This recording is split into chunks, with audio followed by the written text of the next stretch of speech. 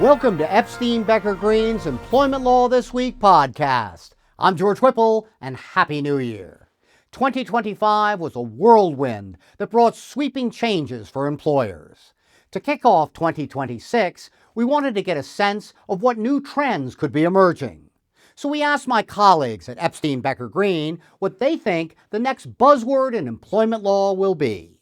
Rapid change. I think with a quorum at the NLRB, we will see significant changes in the way that the National Labor Relations Act is enforced. Reductions in force. We've seen a huge shift in the economy and a lot of uncertainty, and with that, there will be changes in a lot of organizations. Uncertainty. From the AI capability perspective, things are constantly changing. Different tools are coming online each and every day. Employee use of AI to craft complaints and threatened claims. And as AI becomes more sophisticated, I think that is going to become more and more of a concern for employers. The access that individual employees will have to these types of tools will only increase, and it will be very challenging for employers and certainly legislatures to keep up with this pace of innovation. I think we're going to see a lot of change in the workforce due to AI. And we're starting to see new laws requiring notices to employee if AI is going to be deployed and could potentially displace them. So I think we're going to see more laws coming out to try to protect workers around AI reductions. Group lift-outs will also continue to be a trend. Employers will need to understand how to do that if they're interested in doing that to ensure that they're doing it appropriately. And I think employers will need to safeguard their talent to ensure that they're putting retentions in place to try to combat the possibility of a group lift-out. Predictive compliance, moving away from reactive compliance and addressing things proactively to make sure violations don't happen.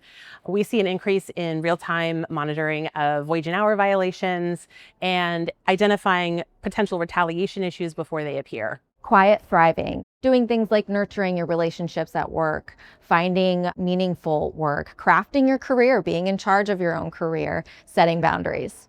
In this fast-moving environment, we asked our attorneys what advice they would give clients for the new year. Don't overcorrect. Don't let everything cause a massive reaction or an overhaul of programs. If we are reactive to everything, we're never actually going to achieve anything. Be nimble. There's a lot happening. Being nimble in this environment means rethinking the way that you've done things, rethinking how often you do things, and rethinking how you communicate things in a permanent fashion versus a semi-permanent fashion. What your process is for handling reasonable accommodations, what is your interactive process? And when you're doing an interactive process, make sure you're paying attention to the interactive part of that process. It's not a one-way street. Treat employment compliance like you treat cybersecurity. It's something that requires regular, constant vigilance. Don't panic. There's a lot of uncertainty right now across the nation, across the globe, but if you focus on where your company is going and where your workforce is going and the job at hand, you'll get through. Thank you all for your words of wisdom. Whatever the new year brings, we'll be here each week to bring you the latest developments. Thanks for listening. We'll see you next time. This podcast is presented by Epstein Becker Green, PC. All rights are reserved. This audio recording includes information about legal issues and legal developments. Such materials are for informational purposes only and may not reflect the most current legal developments.